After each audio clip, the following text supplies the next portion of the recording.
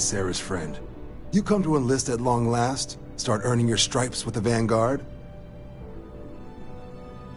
Well, all right. Take the elevator down to the Vanguard Orientation Hall. You can get started at any of the registration terminals. The system will walk you through the rest. And if you've got any questions, I'm happy to answer them.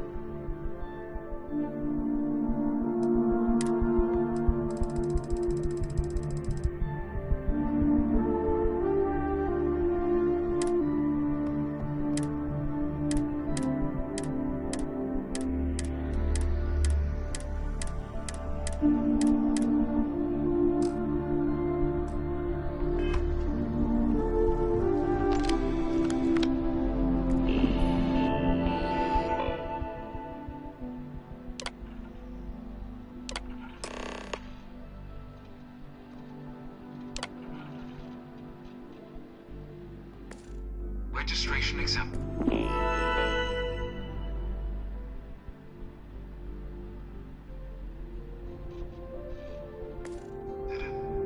You may now proceed through the historical displays in the orientation hall, or continue on to the examination.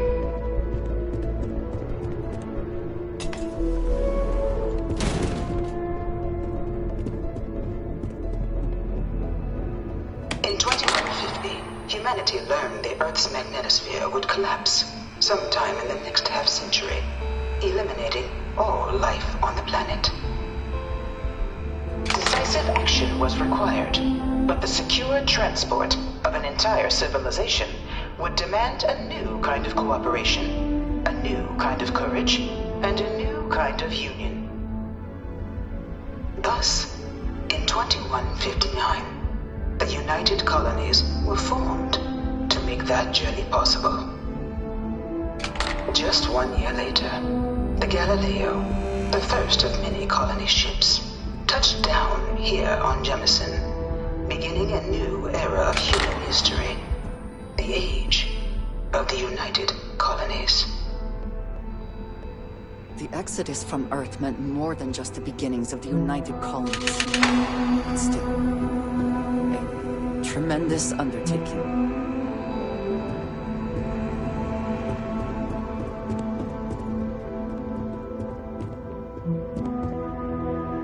From their foundation, the United Colonies strove to provide all their citizens with opportunity, security, and peace. But there were those among the UC that still wanted something more: independence. So in 2161, the UC issued the Centaurus Proclamation, granting UC citizens the right to settle distant worlds and form their own sovereign powers. It wasn't long before the first new faction, the Free Star Collective, was formally organized in 2188, later followed by House Varoon, revealing themselves to the universe in 2230. Of course, this has nothing positive to say about House Varoon. I should expect no less from the United Colonies. It was only in 2230 that the faction known as House Varoon first made contact with the rest of the settled systems. Founded by the passengers of a colony ship that had left New Atlantis and disappeared 4 decades earlier, House Varoon was a faction unlike any other. A theocracy dedicated wholly to the beliefs of its isolationist founder, Janan Varun. House Varun initially made overtures of peace towards the rest of the settled systems. They claimed their only intention was to spread the word of their god, the Great Serpent. But none could have guessed that this worship might take the form of a bloody war, the Serpent's Crusade.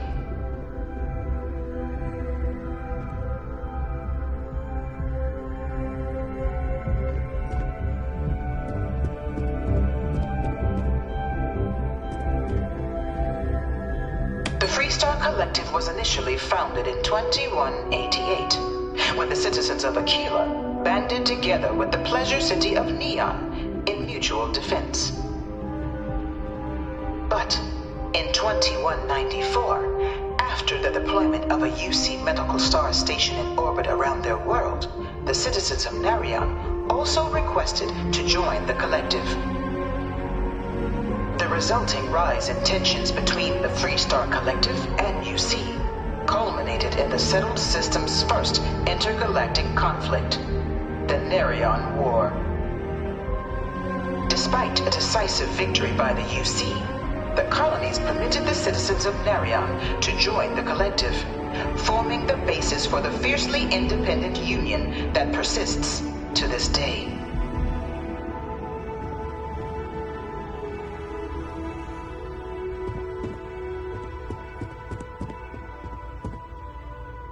Beginning in 2240, House Varun forces declared all-out war on the rest of human civilization, initiating the Serpent's Crusade. Over the next 23 years, thousands of Freestar, UC, and independent souls were killed by agents of House Varun in the name of their serpent god. It was only with the death of their founder in 2263 and the succession of his heir Jarek that House Varun finally sued for peace. There remains, however, select members of House Varun who refuse to recognize the cessation of hostilities their leaders established. Even after House Varun's mysterious disappearance, these zealots remain a threat to all who encounter them. Their pacification, a goal of all space.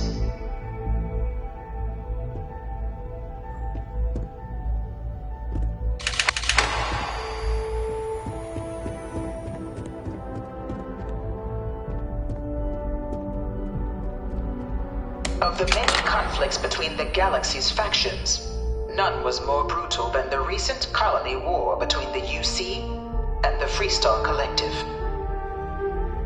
Set off by the unauthorized Freestar colonization of Vesta's Pride in 2308, a direct violation of the Narion Treaty, the colony war spread quickly across the galaxy.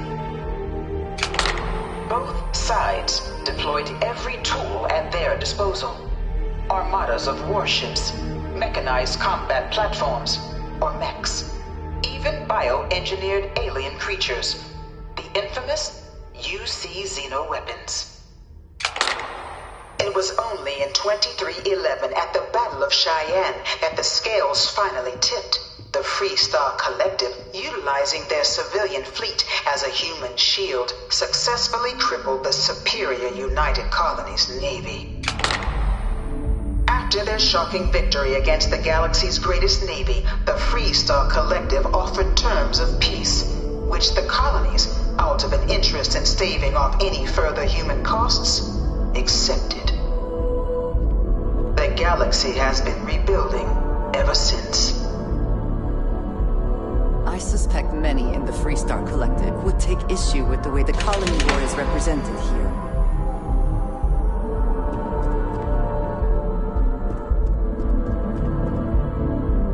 Few settled worlds were left untouched by the colony war. But nowhere could the viciousness of modern warfare be seen more clearly than on the Freestar planet of Nera. Initially occupied by invading United Colonies forces as a forward operating position, repeated attempts to take and retake the planet by collective forces led only to devastation. Swaths of the world were transformed into scorched husks, a nightmarish testament to the depths of human ingenuity and human cruelty. And today, Nira remains a continuing reminder to the horrors of unfettered war.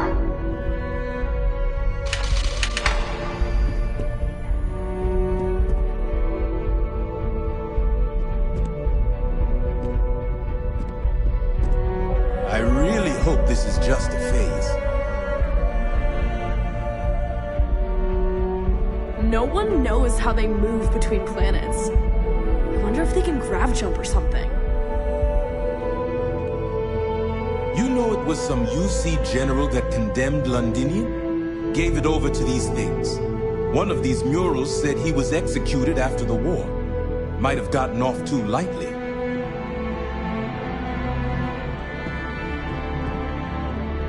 In the midst of the colony war, a different kind of tragedy struck the UC city of Londinian.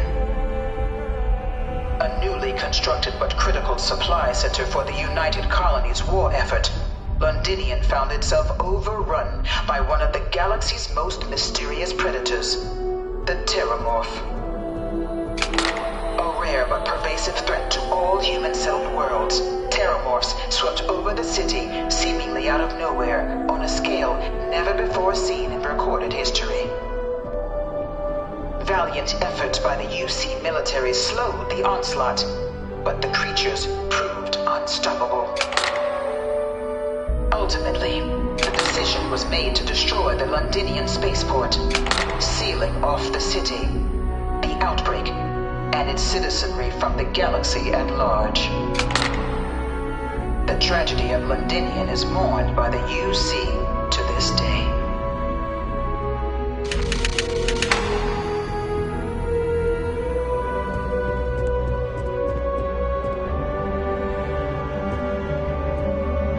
After the devastation wrought by the Colony War, the UC and the Freestock Collective came together to ratify a treaty that became known as the Armistice.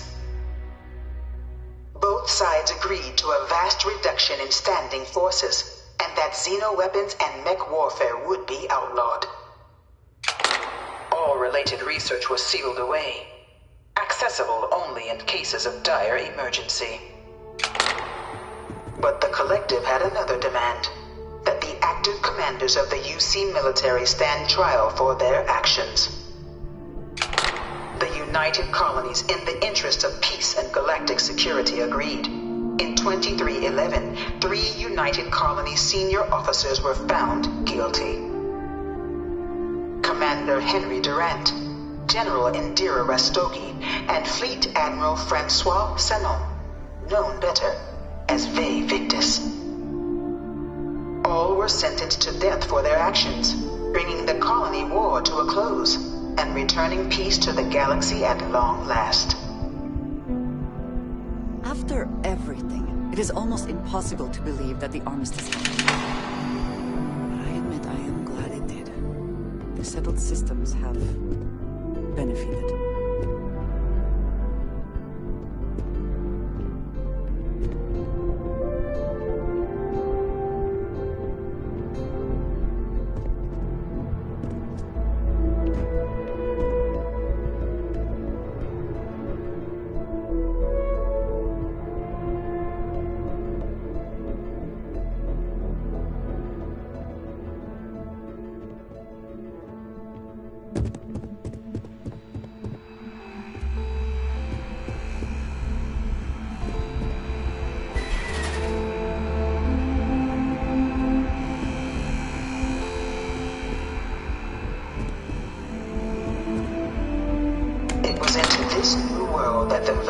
Was born.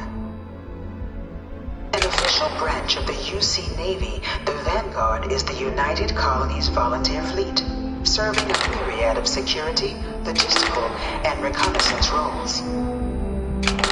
And after a sufficient length of service, UC citizenship is guaranteed to every Vanguard member.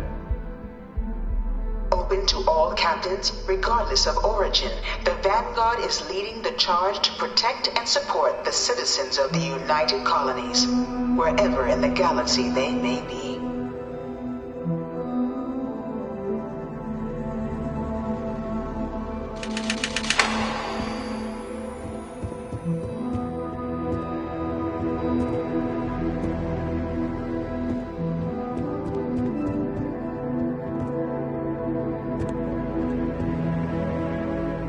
No one is born a United Colony citizen. Only through service to the UC can one hope to earn one's citizenship. But the UC prides itself on taking care of its people. Cost of living controls mean citizens pay less than their foreign counterparts for needs big and small. All citizens are issued a grant upon joining to get themselves on their feet. And only UC citizens have the opportunity to purchase property, getting the chance to live in one of the most beautiful cities in the settled systems. By joining the Vanguard today, you too can begin earning your place here, in the heart of galactic civilization, as a citizen of the United Colonies.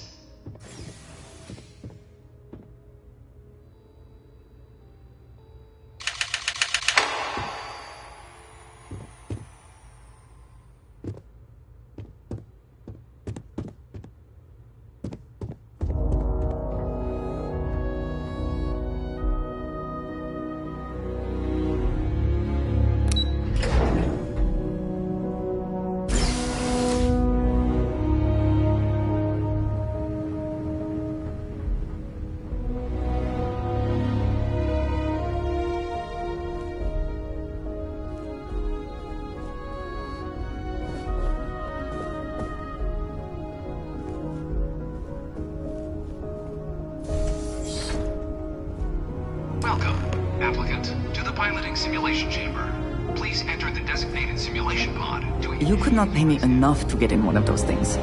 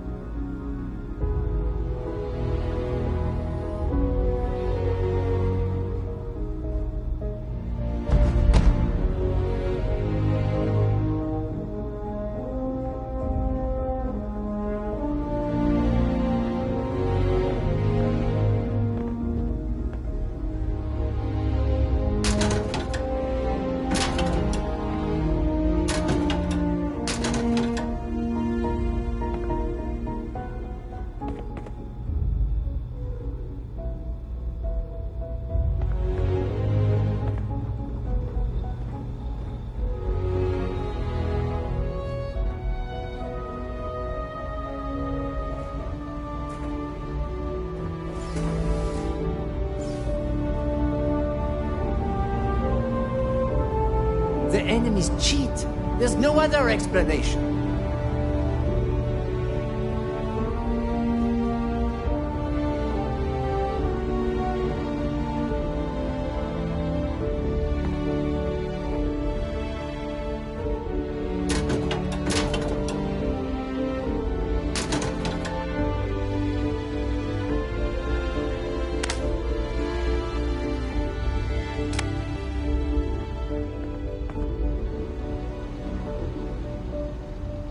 Ah, you must be our new applicant. I'm Proctor Samuelson. The simulator's already been prepped. You can head in whenever you're ready. Of course, you'll be running through a high-realism combat flight simulation, engineered by members of the UC science staff, right here in Mast. Your task is to defeat at least 3 tiers of simulated opponents. Accomplish that and you pass the exam, and can then proceed on to your probationary mission. However, if you defeat more than 3 tiers of enemies, your required enlistment time for citizenship will be reduced. and your enlistment bonus increased. But you're welcome to try as many times as you like before returning to Commander Tuala to proceed on to the next step in your application process. We'll only keep the highest score you manage to achieve in there. While I can't answer that question directly, I will say this. Due to the solitary nature of our work, resourcefulness is a critical tool in any Vanguard pilot's repertoire. You're permitted, even encouraged, to use whatever tool you're able to find in there.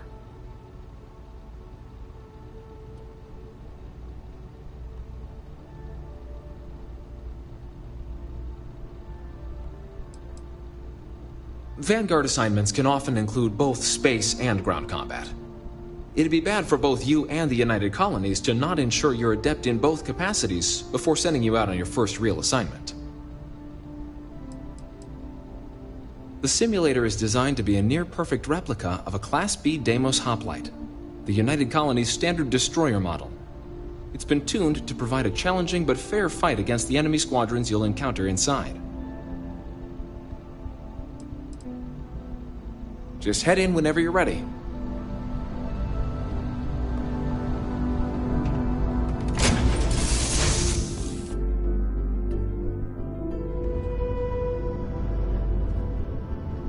This is the Mark 18 Flight Simulation Chamber applicant, currently in orbit around a high-detail recreation of a remote world. When you're ready to begin, please take a seat in the pilot's chair.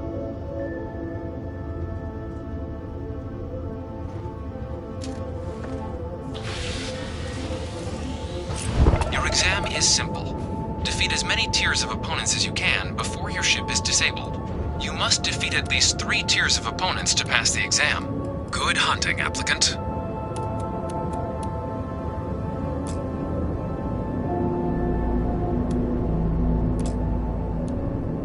New targets active.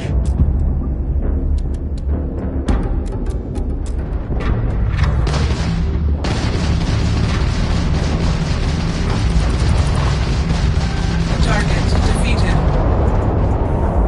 All targets eliminated. Progress recorded. Tier 1 reached. Initiating Tier 2.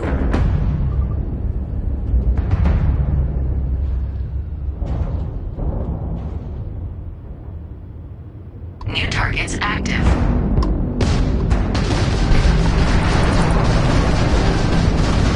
Target defeated.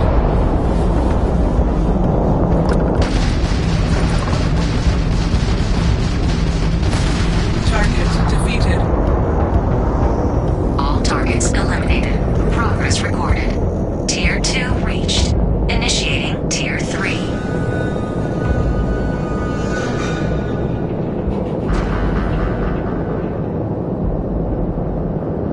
New targets active.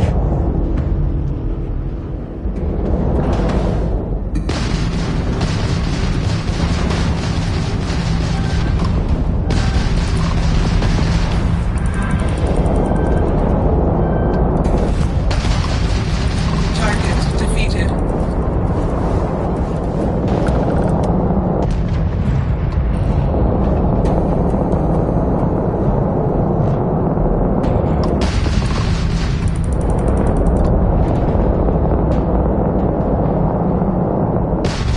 Your progress ends here.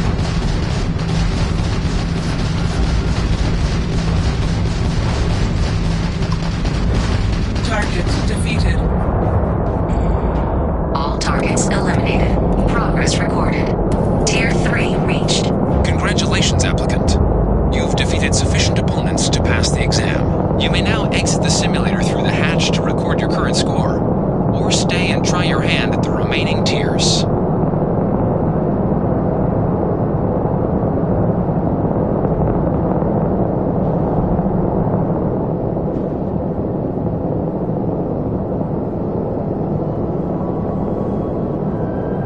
Resuming the examination. New targets active.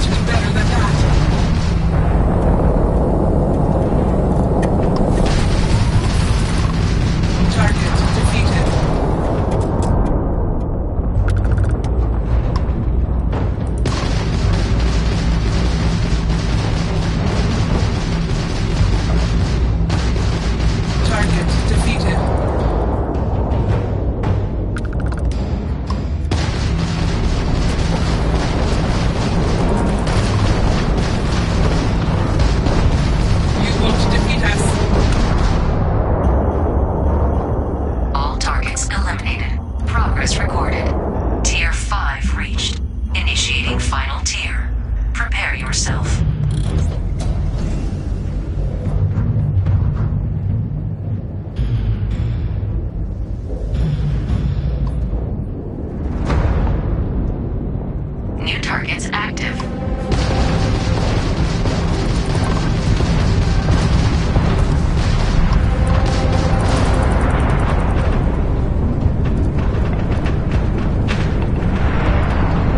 Extermination protocols active.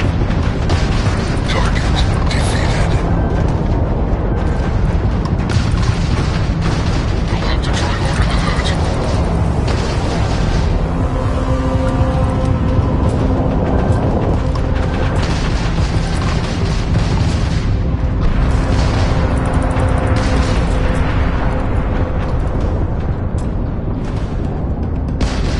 At least try to defeat us.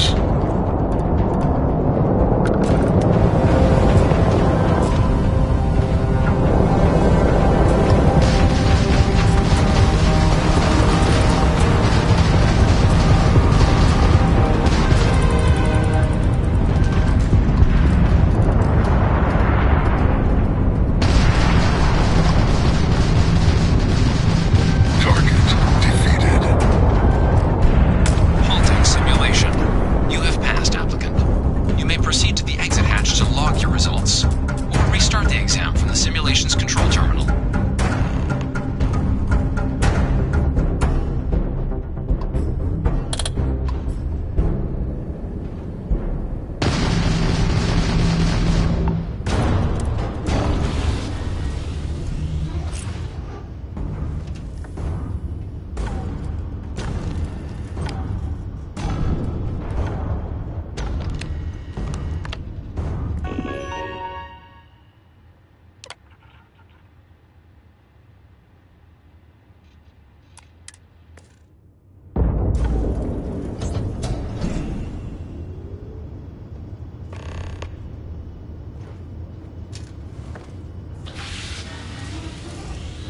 Simulation reset.